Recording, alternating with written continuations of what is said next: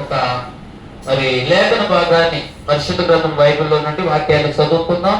Mark సువార్త బైబిల్లోని వారందరూ దయచేసి మీ పరిశుద్ధ గ్రంథమైన బైబిళ్ళు తెరవండి. మార్కు సువార్త 10వ అధ్యాయము. మార్కు సువార్త 10వ అధ్యాయము 21వ వచ్చిన భాగాన్ని మనము ధ్యాన వాక్యంగా ఈ దినము చదువుకుందాము. 21వ వచ్చిన భాగం బైబిల్ ఉన్న వారందరూ తెరిచి అందరం కలిసి చదువుతామండి. ఇది చాలా ప్రాముఖ్యమైన వాక్యము, అవసరమైన వాక్యము.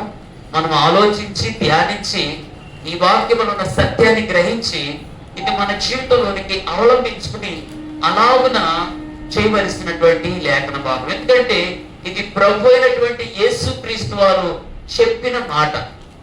ఈ లేఖనము యేసు ప్రభు చెప్పిన మాట, చేయమని చెప్పిన మాట. తీస్తే వచ్చే ప్రయోజనం ఏంటి, ఏమని చెప్పాడు, ఆ మాటను మనం బాగా ఆలోచన చేసి ధ్యానం చేయాలా. చూడండి, మార్కు సువార్త 10వ అధ్యాయము 21వ వచనం చదువుదామా? యేసు అతనిని చూచి అతనిని ప్రేమించి, నీకు ఒకటి పొదువుగా ఉన్నది, నీవు వెళ్ళి నీకు కలిగినవన్నీ అమ్మి పేదలకిమ్ము, పరలోకమందు నీకు ధనము కలుగును, నీవు వచ్చి నన్ను వెంబడించమని చెప్పాను. చిన్న ప్రార్థన. ప్రేమగల తండ్రి యేసు ప్రభువా, నీకు వందనాలు. చదవబడిన వాక్యాన్ని అయా మా హృదయంలో వెళ్ళినట్లుగా వ్యక్తిత్వనాయన తగిన జ్ఞానమును దయచేయండి. వాక్య భాగాన్ని దీవించండి.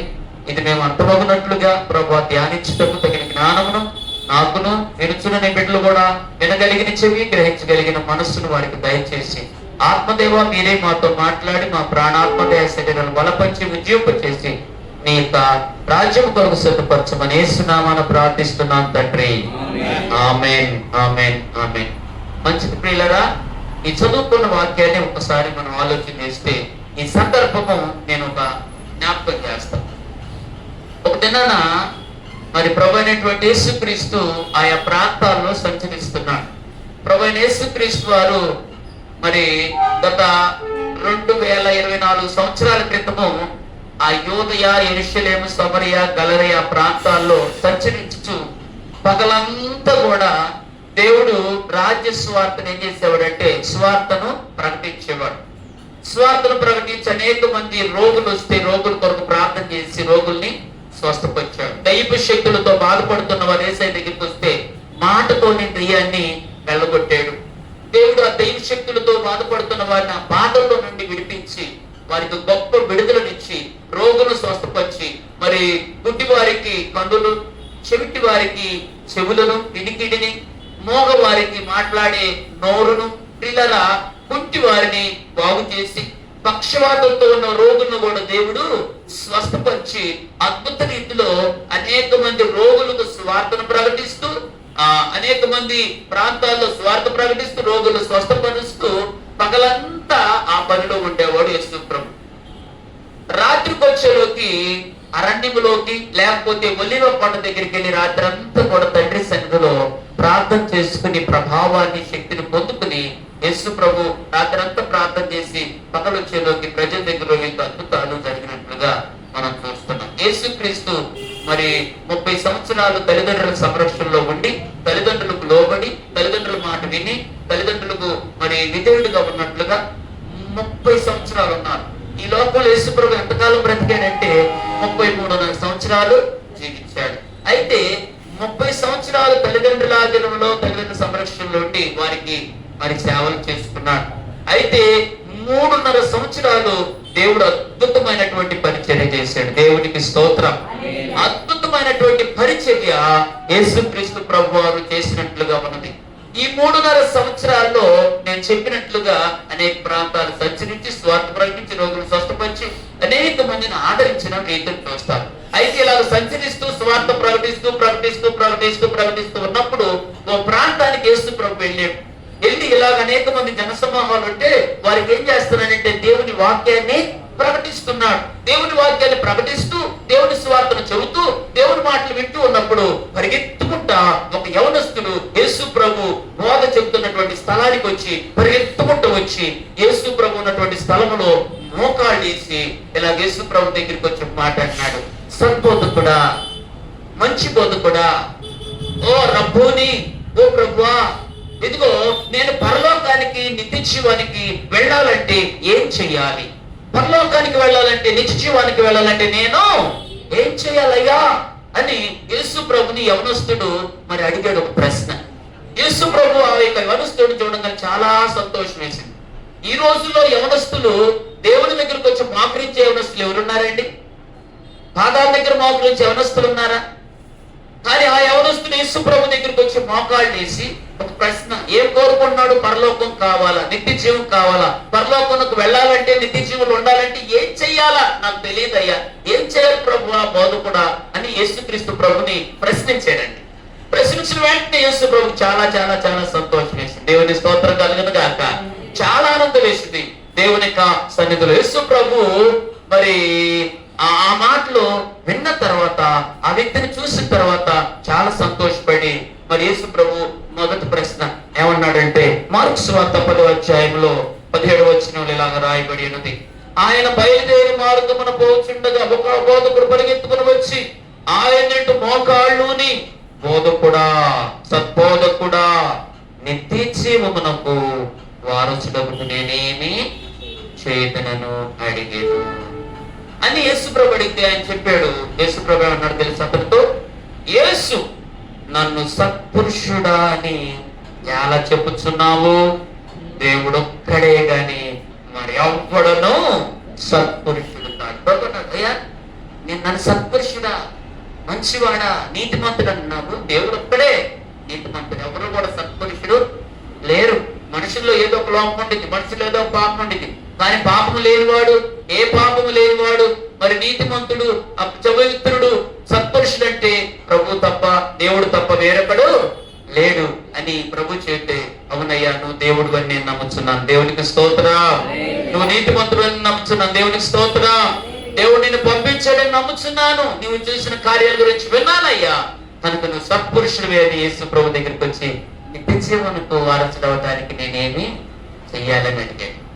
వెంటనే యేసు ప్రభు అతనితో, ఏమి చేస్తే పరలోకానికి వెళ్తాం? మనం కూడా ఒక ప్రశ్న, నీకు నాకు మనందరూ కూడా ఉండింది. పరలోకానికి వెళ్ళాలనుకుంటామా, నరకానికి వెళ్ళాలనుకుంటామా? ఏమండి, మనకు అందరూ ఆశేంది? నేను చచ్చిపోగానే హాయిగా నరకానికి వెళ్ళి ఇవ్వాలి, ఏడవాల, పళ్ళు కొరకాల, వేదన పడాలనుకుంటామా? మనం సుఖపడాలనుకుంటా, సంతోషపడాలనుకుంటామా? మనందరి కోరిక, ఇంత ప్రయాస, ఇంత ఇది ఎందుకండి? పరలోకంలో దేవునితో యుగాలు ఆనందించాలన్నది నీ నా కోరిక, మనందరి కోరిక. హల్లెలూయా. అయితే పరలోకానికి వెళ్ళాలి, నిత్య జీవనకు వెళ్ళాలంటే ఏం చేస్తే పరలోకానికి వెళతామనే ఆలోచన యవనస్తుడికి వస్తే, యేసు ప్రభు ఏం చేస్తే పరలోకానికి వెళ్తామో అక్కడ చెప్పాడండి. 19వ వచనంలో అంటాడు, 10:19 చదవండి, చదివి సహాయం చేయండి. ఏమన్నా ఏం చెయ్యాలా ప్రభు అంటే, ప్రభు చెప్పాడు, నరహత్య చేయవద్దు, వ్యభిచరించవద్దు, దొంగిలింపవద్దు, అబద్ధ సాక్ష్యమా పలకవద్దు, మోసపుచ్చవద్దు, నీ తల్లిదండ్రులను సన్మానింపుము అను ఆజ్ఞలను నీకు తెలియదు కదా. చాలండి. యేసు ప్రభు అన్నాడు, పరలోకానికి ఒక వ్యక్తి వెళ్ళాలంటే, నిత్య జీవానికి ఒక వ్యక్తి వెళ్ళాలంటే ఆ వ్యక్తి ఏమి చేయాలంటే ఇవి చెప్పాడు. ఒకసారి లెక్క ఏంటి ఏమండి, మనం కూడా అవసరం. మనం కూడా పరలోకానికి వెళ్ళాలంటే వీటిని మనం అనుసరించాలి, వీటిని మనము చేయాలి. ఏంటి? మొట్టమొదటి నేను చెప్పండి, సహోదరు చదివాడు ఒక లిస్ట్, 19వ వచనంలో ఒక లిస్ట్ ఉంది. నెంబర్ 1 మొట్టమొదటి ఏంటంటే నరహత్య చేయవద్దు. ఏమా శారమమ్మ, మొదటి మాట ఏం చెప్పండి? నరహత్య చేయకూడదు. నెంబర్ 2 వ్యభిచారమా చేయవద్దు, వ్యభిచరించకూడదంట. పరలోకానికి వెళ్ళే వాళ్ళు జాగ్రత్తగా ఉండాలి. వ్యభిచారం అనేది కూడా ఛాయిల్లో ఉండకూడదు, వ్యభిచారం చేయకూడదు. నెంబర్ 3 దొంగతనం కూడా దొంగలుగా ఉండకూడదంట, దొంగతనం చేయకూడదంట, దొంగలుగా ఉండకూడదంట. నెంబర్ 4 చూసారండి, అబద్ధాలు, నోట్లో అబద్ధాలు కూడా పెట్టండి, బడ్డీ కట్టండి అంటారు. నిజం, అబద్ధం అన్న 2 అబద్ధాలు ఆడబోతు రోజుకి వచ్చి కానీ ఆడొక ఏమండి చిన్న చెట్టుకే ఉన్నాను. దాని అబద్ధ సాక్ష్యం పొందకూడదు, అబద్ధాలు కూడా దేవుని పిల్లల నోట ఉండకూడదు. ఉన్నది ఇది 5. ఇది చాలా డేంజర్. మోసం, తగ. ఈరోజు సొంత ఇంట్లో వాళ్ళు ఏం చేసుకున్నారు చెప్పండి? మోసం ఎక్కువైపోయింది. మోసం, తగ. వ్యాపారాల్లో మోసం, భార్య భర్తను మోసం, భర్త భార్యను మోసం చేయటం, పిల్లల తల్లిదండ్రులు మోసం చేయటం, ఏమండి చాలా అన్నదమ్ములు అక్క చెల్లెళ్ళు వాళ్ళ మధ్య మోసాలు, ఏమండి చాలా మోసకరమైన పరిస్థితి ఈరోజు ఎదుర్కొంటున్నాం. మోసం కూడా చేయగలరు. 6.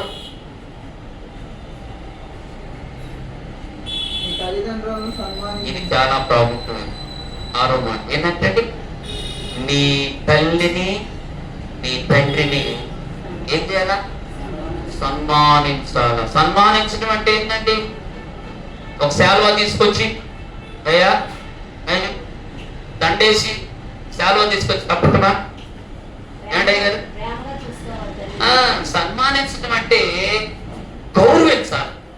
వాళ్ళ మాటకు మనం లోబడాలి. తల్లిదండ్రులుగా మనకు జన్మనిచ్చి మనల్ని పెంచి పెద్దవాళ్ళు చేసి తల్లి ఎన్ని పాటలు పడితే ఈ రోజు బిడ్డల ప్రయోజకులయ్యారు. ఉద్యోగస్తులుగా నువ్వు అయ్యేవంటే, ఒక మంచి ఉన్నత చదువులో ఉన్నావంటే, లేకపోతే ఒక మంచి కుటుంబంలో నువ్వు ఒక ఆడపిల్లని మరి సిద్ధపరిచి పంపారంటే, తల్లిదండ్రుల యొక్క ఆ శ్రమ, ఆ కష్టమో ఎంతో. వాళ్ళు తిన్నారో తినలేదు, ఏమండి సంతోషపడ్డారో లేదు, కానీ వాళ్ళు పొందో లేకపోయినా నా బిడ్డలు బాగుండాలని బిడ్డలు బాగోగుల కొరకు ఎంతో ప్రయాసపడి కష్టపడి తిని తినక ఎండి ఎండకి వానికి రకరకాలుగా కడుపు కాల్చుకుని బిడ్డలు ఉన్నతమైన చదువులు చదివించి పెళ్లిని చేస్తే, ఈరోజు పిల్లలకి తల్లి లేకపోతే తండ్రి ఎక్కసమైపోయారు, ఎక్కువైపోయారు, భారం అయిపోయారు. అనాథ శరణాలయాలు ఎక్కడుంటాయా, వృద్ధాశ్రయాలు ఎక్కడుంటాయి అని 10 ఏళ్ళు నెలకిచ్చి పడేసి వృద్ధాశ్రయాల్లో తల్లిదండ్రులు అనపడేస్తున్నారు. ఎంత అర్థమేనండి? ఏమండి ఇది ఘోరం. సొరంగంలో కూడా తీసుకొచ్చి వదిలిపెట్టి వెళ్తున్నారంట. బెడ్ తీసుకొచ్చి ఆ సొరంగం పక్కన పెడుతున్నారంట విజయవాడ. ఎంత బాధ. చిన్నప్పుడు నీ జ్ఞానం లేనప్పుడు, నువ్వు నడవలేనప్పుడు, నువ్వు బోధనలేనప్పుడు తల్లి నీకు ఎన్ని చేసింది? తండ్రిని ఎలా నడిపించాడు, తండ్రిని నీకు ఎలా పోషించాడు, తండ్రి ఎలాగ నీకు చేశాడు, తల్లి ఎలాగ నిన్ను పోషించిందమ్మా. ఏమ్మా, ఇవన్నీ చేసిన తల్లి త్యాగము, తల్లి యొక్క తల్లిదండ్రుల యొక్క అవి ఎన్నడూ కూడా నువ్వు మరవకూడదు. తల్లిదండ్రులు ఎప్పుడు కూడా, ఇంకో బైబిల్లో ఉన్నది, నీ తల్లిదండ్రులు వృద్ధాప్యములో ఉన్నప్పుడు వారిని మర్చిపోవద్దు. దేవునికి స్తోత్రం. అన్ని బాగున్నప్పుడు నీ ఇంట్లో పని చేయించుకోవటం కాదు. ఈరోజు తల్లిదండ్రులు ఎవరికి? నీ పిల్లలకు సేవ చేయటానిక? తల్లిదండ్రుల మీద పడేసి వెళ్ళిపోతారు. ఏమంటే సేవ ఎవరు చేయాలా? తల్లిదండ్రులు. అప్పుడు కాదు, ఉండాలా. నీ తల్లిదండ్రులు వృద్ధాప్యములు ఏమి చేసుకోవాలనుకున్నప్పుడు తల్లిని తండ్రికి ఏం చేయాలంటే చూడు, వాళ్ళకి పెట్టు, వాళ్ళ రుణాన్ని తీర్చుకో. దేవునికి స్తోత్రం కలుగుతుంది. ఎందుకు వెళ్తుంది అన్నమ్మ గారు? ఎందుకు వెళ్తుందంటే తల్లి మీద ప్రేమను కాబట్టి విజయనగరం పరిగెత్తుకు 2 నెలలు సేవ చేసుకో, మంచిది. అలాగే మనం తల్లిదండ్రుల విషయంలో శ్రద్ధ వహించాలి. దేవునికి స్తోత్రం కలుగునిగా. ప్రేమ చూపించాలమ్మా, పెట్టాలమ్మా. వాడికి ఎంత పెట్టినా ఎంత చేసినా కానీ ఆవిడ లేకపోతే మనం ఉన్నామా? దేవుడు అందుకని మాట రాయించాడు.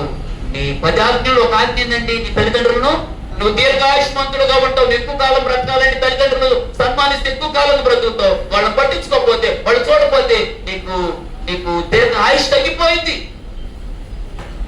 ఆరోగ్యం ఉండదు, ఆనందం ఉండదు, ఆశీర్వాదం నువ్వు అనుభవించలేవు భూమి మీద. ఇది చాలా ప్రాముఖ్యమైందని బైబిల్. అందుకనే మన పితరులు కూడా, మన చదువుల్లో కూడా పెద్దలు, మన భారతదేశంలో కూడా మన పెద్దలు కూడా చదువుల్లో కొన్ని రాశాడు. మాతృదేవో భవ,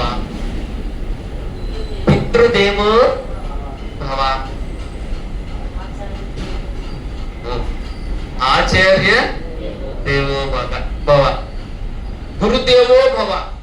అంటే దేవుడు లాంటి వాళ్ళు ఎవరంటే మనోళ్ళు తల్లిదండ్రులే మొదట మనకి కనిపించారు. గురువులకి మనం గౌరవించాలా, తల్లిదండ్రులను మనం ఏం చేయాలంటే అండి గౌరవించాలా, సన్మానించాలా. వారి బుద్ధి మీద మనం దగ్గరుండి చూసుకుంటే నువ్వు భూమి మీద దీర్ఘాయుష్మంతుడుగా బ్రతుకుతావు. నేను దేవుడు నిన్ను దీవిస్తాడు. దేవుని ఆజ్ఞ నెరవేర్చిన వ్యక్తులు అవుతావు. దేవుని స్తోత్రం. ఎన్నో మాట అండి? 6వ మాట. ఇంకో మాట ఉందా?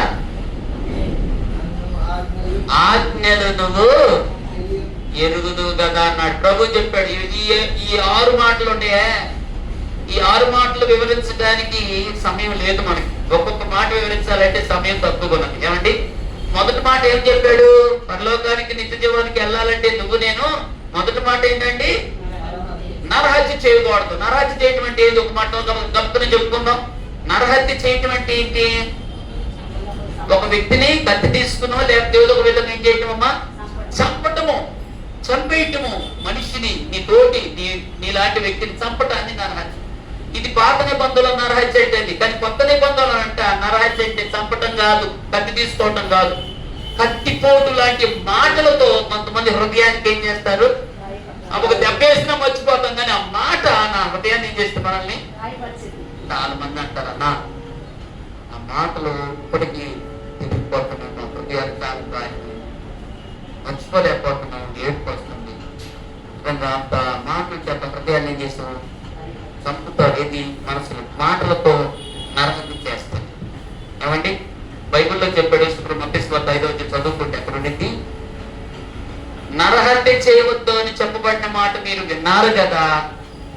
అయితే నేను మీతో చెప్పినదేమనగా, ఆ మాట చదువుతాడు. ఒక్క మాటనే త్వరగా. యేసు ప్రభు చెప్పిన మాట. పాత నిబంధనలోనేమో కత్తితో చంపటము, కొత్త నిబంధనకు వచ్చేటంటే నరహత్యను గురించి యేసు ప్రభు చెప్పిన మాట త్వరగా జ్ఞాపకం చేసుకుందాం. నేను మీతో చెప్పినదేమనగా, చదవండి. నేను మీతో చెప్పినదేమనగా, ఎన్నో వచ్చినా చెప్పాను నువ్వు?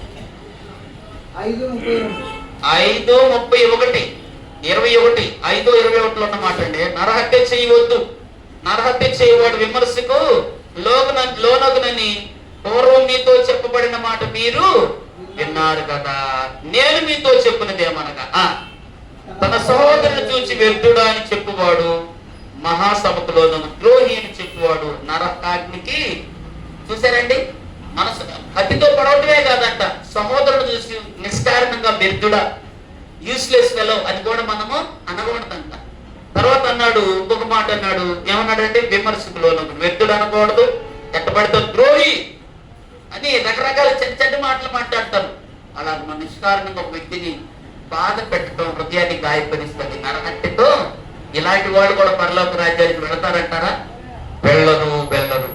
తర్వాత అయిపోయింది. ఈ మాటల ద్వారా మనం ఇతరులను బాధించకూడదు. మన మాటల ద్వారా ఆదరణ, మన మాటల ద్వారా ఓదార్పు, మన మాటల ద్వారా ప్రోత్సాహాన్ని ఇవ్వాలి, ధైర్యాన్ని ఇవ్వాలి. కానీ అలాంటి మాటలు మన నోట రాకూడదు అనేది దేవుని యొక్క చిత్తం. హల్లెలూయా.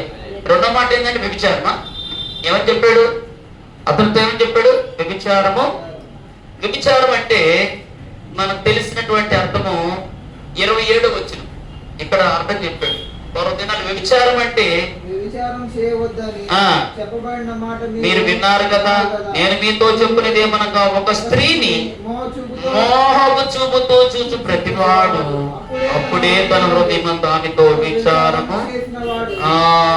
కనుక నీ కన్ను నేను అభ్యంతరపరిచిన దానిని పెరికి నీ ఎదురు నుండి పారవేము. నీ దేహమంతా నరకములో పడవేయకుండా నీ అవయవములో ఒకటి నశించుట నీకు. చూసారండి? వ్యభిచారం అంటే ఒక స్త్రీకి ఒక భర్తే, ఒక పురుషునికి ఒక భార్య, ఇద్దరు భార్యలు ఉండటం వ్యభిచారం. ఇద్దరు భర్తలు ఉండటమా వ్యభిచారం. కాబట్టి ఒక స్త్రీకి ఒక పురుషునికి ఒకే భార్య దేవుడు ధర్మము. దీన్ని మించింది వ్యభిచారం అన్నాడు. అయితే ఆ దినాల్లో అలా చెవిటి దేవుడు అన్నాడు. ఇప్పుడట ఎవరైనా సరే ఒక వ్యక్తినంట, పురుషుడైన స్త్రీని మోహపు చూపుతో చూస్తేనంట, అది మంచి చూపుతో చూడాలి, కానీ అలా చూస్తేనంట అప్పుడే మనం ఏం చేసినట్టు? వ్యభిచారం చేసిన వ్యక్తితో సమానం అన్నాడు. కాబట్టి ఈ వ్యభిచారము అనేది ప్రభు చెప్పాడు. వ్యభిచారులు కూడా పరలోక రాజ్యంలోనికి ప్రవేశము లేనే లేదు. మూడో మాటకి వచ్చేలేక ఏమన్నాడు? విచారం అన్నాడు అర్థం. మూడో మాట ఏమన్నాడయ్యా? దొంగిలించవద్దు. ఏం చేయబడ్డంటే దొంగతనం అనేది ఉండకూడదు. దొంగతనం అంటే మనం అనుకుంటాం మరి ఏముందో వస్తువు, ఇతరుల వస్తువు వాళ్ళకి చెప్పకుండా తెలవకుండా దాన్ని నచ్చితే ఎవరికి చెప్పబెట్టకుండా తీసుకొస్తాం. నీ పొరుగు వారి పూచుకులు కూడా మన దగ్గర ఉండకూడదు. ఉంటే నీకు ఆశీర్వాదం ఉండదు, దీవెన ఉండదు. అది దొంగతనం. కానీ బైబిల్ చెబుతుంది, మలాకి గ్రంథం 1వ అధ్యాయం 10, 11 వచ్చిన చదువుకుంటే 3వ అధ్యాయంలో అంటాడు, 10, 11 అంటాడు, దొంగిలిల్లవద్దు అని చెప్పిన మాట మీరు విన్నారు కదా. మానవుడు దేవుని యొక్క దొంగిలిలొచ్చునా? అయితే మీరు నా దగ్గర దొంగిలిస్తున్నారంట. ఏమిటి ఆ దొంగతనము? మానవుడు దేవుని దగ్గర దొంగిలిస్తాడా? మనుషుల దగ్గర దొంగతనం చేస్తాడు, కానీ అసలు దేవుని దగ్గర దొంగిలిస్తారా అంటే దొంగిలిలంటారు. అక్కడ చెబుతున్నాడు మలాకి 1:10 3వ అధ్యాయం 10వ వచనంలో ఉన్న చూడండి, 10, 11లో మానవుడు దేవుని ఎంత దొంగిలినా అయితే మీరు మా ఎంత దొంగిలిస్తున్నారు. అయ్యా ఎందుకు మేము దొంగలు చేస్తున్నాం? ఏమిటి మేము ఎక్కడ దొంగతనం చేసాం ప్రభు మీరు అడుగుతున్నారు. ఏమన్నా తెలుసా? మీ 10వ భాగమును ప్రతిష్టార్పణను నా మందిరంలోనికి తీసుకురాకుండా, మీ 10వ భాగములో 10వ భాగం తీసుకురాకుండా మీరు నా దగ్గర, అంటే 10వ భాగం ఎవరి సొత్తు అంట? దేవుని సొమ్ము. అది నీది కాదు, నాది కాదు, ఎవరిది కాదు. ప్రతి వారు కూడా దేవునికి తీసుకురావడం. దేవుని సొమ్ము 10వ భాగం మనం ఇవ్వలేదనుకో, మనం ఏం చేసినట్లట? దొంగిలించినట్లే, దొంగతనం చేసినట్లే. అనుకోలేదు వాక్యం? చదవేది అది కాదు, పైన వచ్చి చదువు. మానవుడు దేవుని ఎంత దొంగిలించిన అయితే దేని విషయంలో మేము దొంగిలించము? అదిగో 10వ భాగమును ప్రతిష్టార్పణలను ఇయ్యకయు దొంగిలించెదరు. తర్వాత చదువుమా. ఈ జనులందరూ నా వద్ద దొంగిలించుతూనే ఉన్నారు. చూసారా? శాపం ఎందుకుంటుందంటే దేవుని దగ్గర దొంగతనం జరుగుతుంది. శాపం ఎందుకుంటుంది అంటే దేవుని దగ్గర దొంగిలి, మీరు నా యొక్క దొంగిలించు, నేను అందరినీ శాపం వెలుబడి చేస్తుంది. దేవుని దగ్గరే దొంగతనం చేస్తున్నారు. దొంగిలిల్లవద్దు. ఈ శాపం కలిగిన వాడు పరలోక రాజ్యానికి వెళ్ళరంటే వాక్యం చూపిస్తున్నారు. కనుక దొంగతనం చేయవద్దు అతనితో చెప్పాడు. తర్వాత 4వ మాట ఏంటండి? అతనితో చెప్పిన మాట 4వ మాట, మోసం చేయకూడదు. మోసం చాలా భయంకరమైన మోసకరమైన పరిస్థితులు మనం చూస్తున్నాం. నమ్మించి మోసం చేయదు, నమ్మినోళ్ళు మోసం చేయదు, నమ్మినోళ్ళకి న్యాయం చేయ, ధర్మం చేయ, సహాయం. అంతేగాని మోసమైన జీవితం మనలో కూడా దేవుని పేరు పెట్టుకుని దేవుని బిడ్డలుగా ఉండి కూడా మోసం చేయటం భయంకరమైనటువంటి విషయం. చెప్పండి, ఆ మోసాలు మనలో ఉండకూడదు. మనం యథార్థంగా, నీతిగా, పవిత్రంగా, పరిశుభ్రంగా ఉండాలి, కానీ మోసకరమైన జీవితం మనకి ఉండకూడదు. కనుక ఈ 5 మోసం చేయవద్దన్నాడు. తల్లిదండ్రులు సన్మానించమన్నాడు. ఇవన్నీ చేయమని యేసుక్రీస్తు ప్రభు ఆ యవనస్తుడితో చెప్పాడంట. హల్లెలూయా. అప్పుడు ఆ యవనస్తుడితో చెబితే యవనస్తుడు ఏమన్నాడు తెలుసా? ప్రభువా, లోకానికి వెళ్ళాలంటే వెళ్ళాలంటే ఏం చేయాలంటే ప్రభు అన్నాడు. నువ్వు చెప్పావు కదా, ఈ 6 విషయాలు చెప్పావు. మొట్టమొదటి విషయం ఏంటి? మనం ధ్యానం చేసిన బాబా, హత్య చేయకూడదన్నావు, విచారం చేయకూడదన్నావు, దొంగిలించొద్దన్నావు, మోసం చేయొద్దన్నావు, అబద్ధాలు కూడా ఆడొద్దన్నావు, తర్వాత మోసము ఇవన్నీ కూడా చేయొద్దన్నావు. ప్రభు మంచిదే. బాల్య దినముల నుండే, ఎప్పుడు నుండి అంట? చిన్నప్పటి నుండి ఈ ధర్మశాస్త్రంలో ఉన్నటువంటి కూడా నేను చేస్తూనే అనుసరిస్తూనే ఉన్నాను ప్రభువా అని ఆ యవనస్తుడు యేసు ప్రభుతో చెప్పాడంట. వెంటనే యేసు ప్రభు అందుకు భయపడ్డ అలాగ తేని చూశాడట. ఇప్పుడు మనం చదువుకున్న మొట్టమొదటి వాక్యంలో ఇవన్నీ చెప్పిన తర్వాత నేను బాల్యం నుండి ఏం చేస్తున్నానంటే దొంగతనం చేయట్లేదు, విచారం చేయట్లేదు, మోసం చేయట్లేదు, దొంగిలించట్లేదు, తల్లిదండ్రుల విషయంలో జాగ్రత్తకున్నాను, ఇవన్నీ చేస్తున్నా అని అన్నాడు. వెంటనే యేసు ప్రభు అతను ప్రేమించి ఒక మాట నీ ఒక వాక్యం చదవండి నాకు. నిన్న వచ్చిన మార్క్స్ వార్తలో 10:21 చదువుతున్నాడు. అబ్బాయి 10:21 చదువుతున్నాడు చూడండి.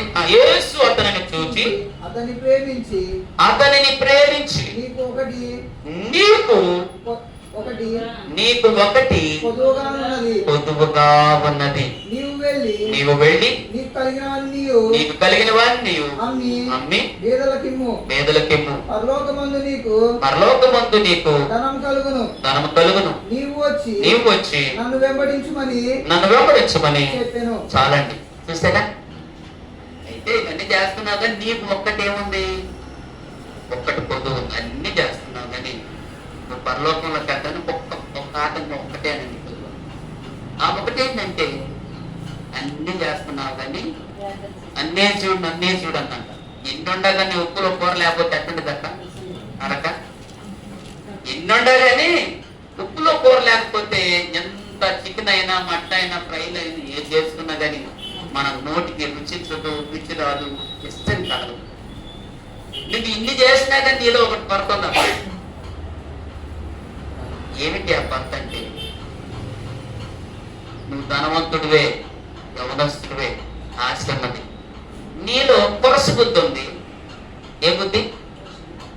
నీవు నీ పొరుగు వాడిని ప్రేమించే బుద్ధి. ఏ కాడకు నువ్వు తింటావు, నువ్వు చూసుకోవటమే చెప్తే ఇతరులకు కొద్దిగా చేయుతనిచ్చేటువంటి మనసు నీకు, ఇతరులకు సహాయపడే మనసు నీకు లేదు, ఇతరులకు పెట్టే బుద్ధి నీకు లేదు. విసిరితనం నీకు ఉన్నది కాబట్టి నువ్వు అలా ఉండకూడదు. నీ జీవితం నీవే కాదు కానీ ఇతరుల గురించి కూడా నువ్వు ఆలోచన చేయాలా. నిన్ను వల్లే నీ పొరుగు అని ప్రేమించాలని ప్రభు చెప్పి, అయితే నువ్వు పరలోకానికి వెళ్ళాలి కదా.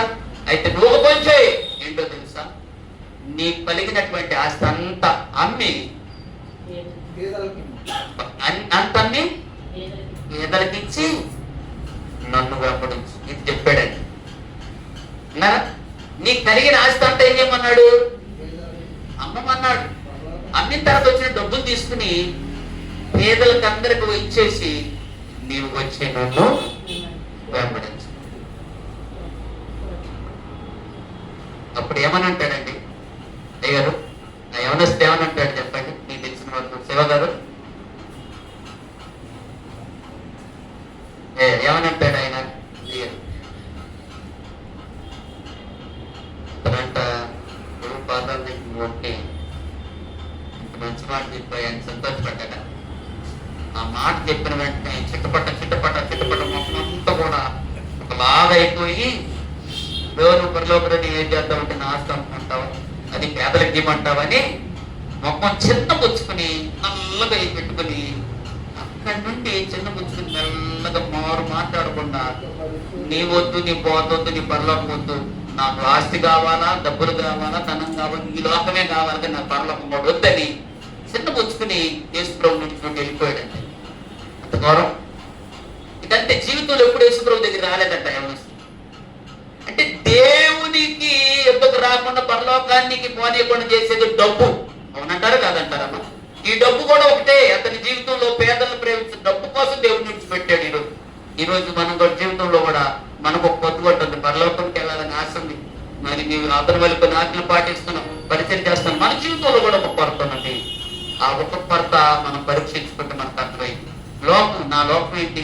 నేను దేవుడిని ఎదగలేకపోవటానికి, ఫలించలేకపోవటానికి, వర్తిల లేకపోవటానికి, ఆశ్రయించబడటానికి మనం పరీక్షించుకుంటే మనందరికీ ఏం కనపడిందమ్మా? ఒకటి చదువు. ఏ ఒక్కటి చదువుకున్నా మనం పరలోక రాజ్యానికి వెళ్ళలేము. ఉదాహరణ నేను చెప్పిన, ఒక వ్యక్తి 10th క్లాస్ పాస్ అవ్వాలంటే 5 సబ్జెక్టులు 6 సబ్జెక్టులు కిట్టు 6 సబ్జెక్టులు ఉంటుంది కదమ్మా. ఆ 6 సబ్జెక్టులో అన్ని పాస్ అవ్వాలా, ఒకటి ఫెయిల్ అయినా పర్లేదా? అన్ని ఒక మార్కు పెడితే అన్ని సబ్జెక్టులు ఏమండి? ఇంటర్కి వెళ్తామా?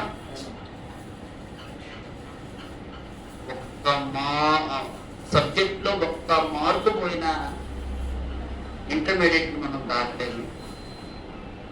అన్నింటిలో కొన్ని విషయాలు ఉన్న ఒక విషయంలో లోపం ఉందో ఏదో ఉంటుంది. ఆ లోపం ఉంటే మనం సరిచేసుకోకపోతే మనం కూడా ఈ లోకంలో విశ్వాసంతో ఈ లోకంలో చేసుకోవటమని పరలోకంలోనికి మనం ప్రవేశం అనేది వెళ్ళలేము. 2 మాటలు చెప్పి ముగించేస్తాను. బైబిల్లో మోషే ఉన్నాడు. మోషే ఐగుప్తు దేశం నుండి ఇశ్రాయేలు ప్రజలు తీసుకొచ్చాడు బయటికి. వాగ్దాన దేశానికి తీసుకురావడానికి ఐగుప్తులు ఎన్నో అద్భుతాల ద్వారా గొప్పగా నాయకుడు తీసుకొచ్చాడు. కానీ మోషే కానాన్లోనికి ప్రవేశించాడా? ప్రవేశించలేదు. ఏమంటే గారు, మోషే ప్రవేశించాడా? సైదుల్ గారు సరిగా ఆలోచన చేసి చెప్పాలి. మోషే వెళ్ళాడు వెళ్ళలేదు కానాను? బాలు తెలు ప్రవహించి కానాను వాగ్దాన దేశానికి వెళ్ళాడు వెళ్ళలేదు? ఆలోచన ఏమంటే వెళ్ళలేదు.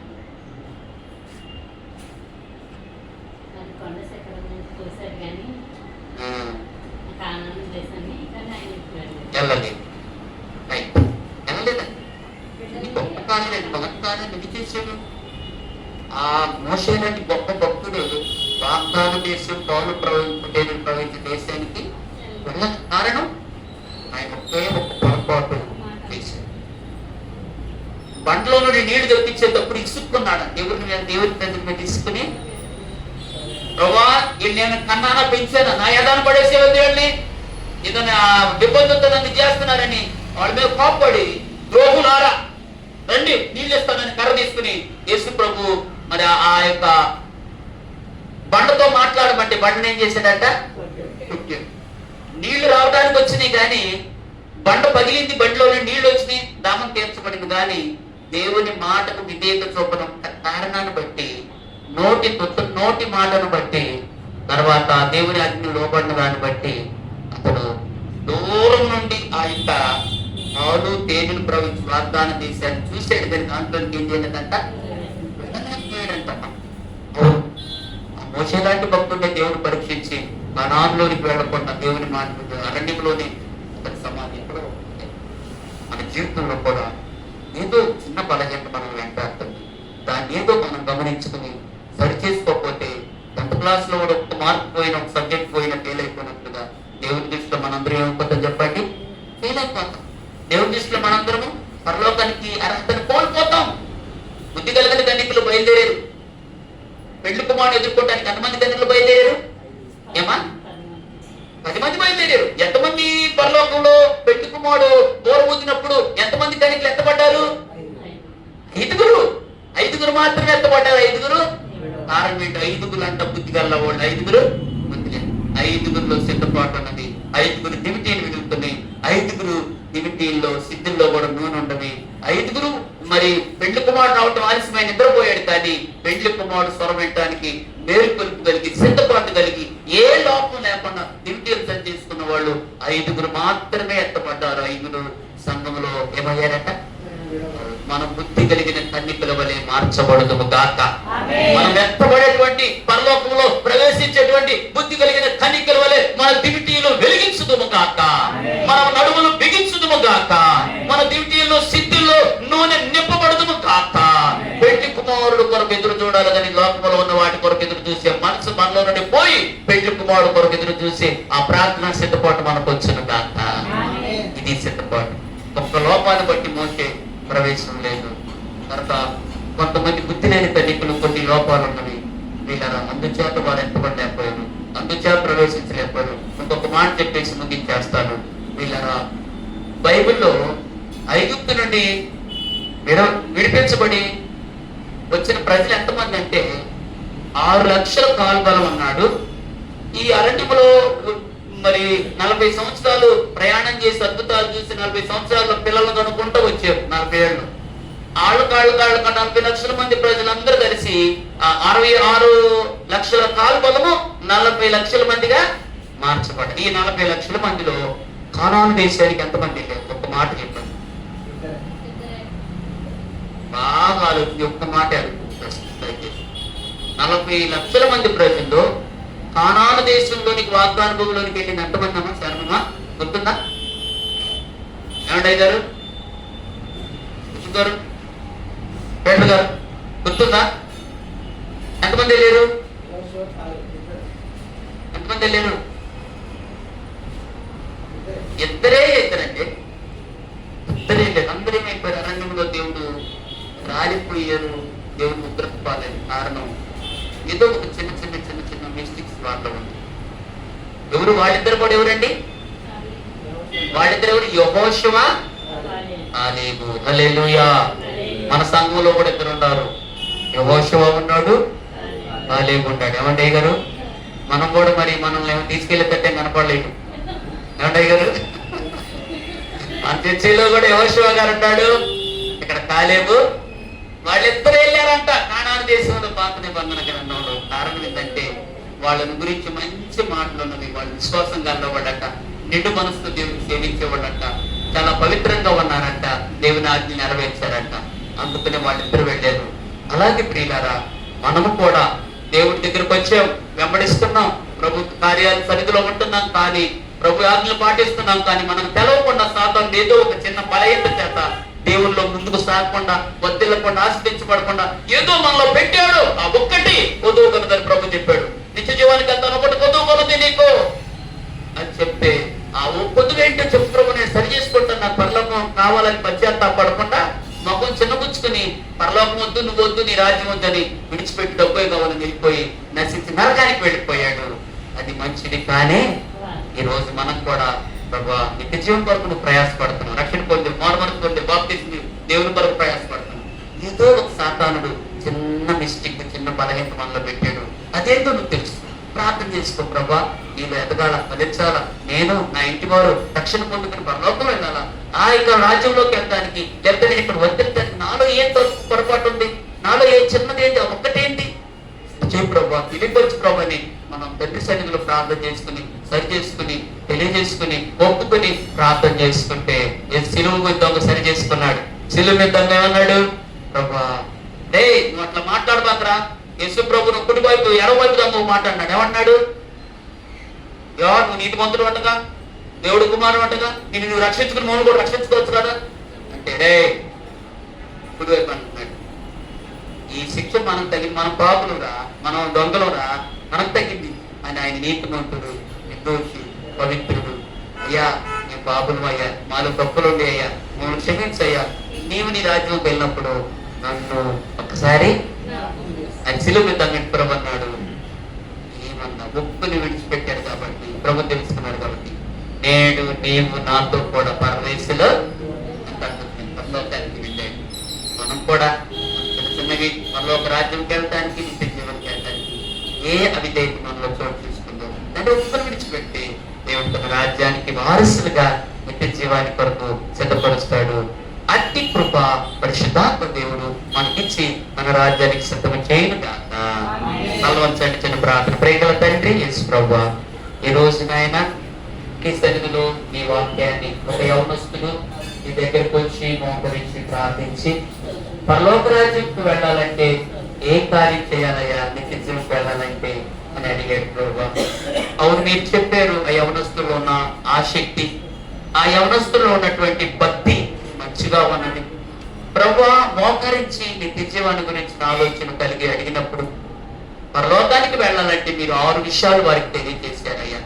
అవును తండ్రి, మొదటిగా మీరు అతనితో చెప్పారు కదా ప్రభువా, నీవు నరహత్య చేయవద్దు, వ్యభిచారము చేయవద్దు, దొంగిలిల్లవద్దు, మోసపరచవద్దు, తల్లిదండ్రులను సన్మానించుము అని మీరు చెప్పుకున్న ఆజ్ఞలన్నీ ఇవి చేస్తే నిత్య జీవం అని చెప్పారు. అవును తండ్రి, మీరు చెప్పిన మాటలన్నీ విని అన్నాడు, బాల్య జన్మల నుండి ఇవన్నీ చేస్తున్నానంటే అయితే నీకు ఒకటి పొదువుగా ఉన్నది, నీ ఆస్తి అమ్మి పేదలకిచ్చి నన్ను వెంబడించు అని నమ్మిక డబ్బు మీద కాదు నా మీద పెట్టమని చెప్పినప్పుడు ప్రభువా అప్పుడు నీకు లోబడక అంతకాలం భక్తి చేసి తొదకు డబ్బు విషయమై ఒక చిన్న దాన్ని బట్టి, ఒక్క లోపాన్ని బట్టి నీ రాజ్యాన్ని కోల్పోయి అతడు దూరం అయిపోయాడయ్యా. మేము అలా ఉండకుండా మా జీవితాల్లో ఇంతవరకు ముందుకు సాగుతున్నాం. మాలో ఏ లోపంలోనో ఏ తప్పులతో అవి మేము సరి చేసుకుని రక్తంతో మమ్మల్ని కడిగి పవిత్రపరిచి నీ రాజ్యానికి వారసులుగా నన్ను, మమ్మలను, మా యొక్క సంఘములో నా కుటుంబ సభ్యులందరూ రక్షణ పొందినట్లుగా వాళ్ళని వారు సరి చేసుకుని నిత్య నివాసం సహాయం చేయమని యేసు పరిశుద్ధ నామములో వేడుకొని ప్రార్థిస్తున్నాము తండ్రి.